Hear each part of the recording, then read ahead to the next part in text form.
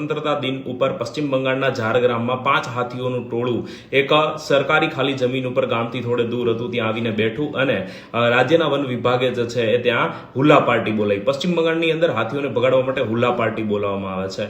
એમાંથી અથવા કોઈ ગ્રામજનોએ એક સળગતો ભાલો એક હાથી ઉપર ફેંક્યો અને એ હાથીનું નિધન થઈ ગયું એ સળગતા ભાલાથી, અને પોસ્ટમોર્ટમમાં આવ્યું કે તે ગર્ભવતી હતી.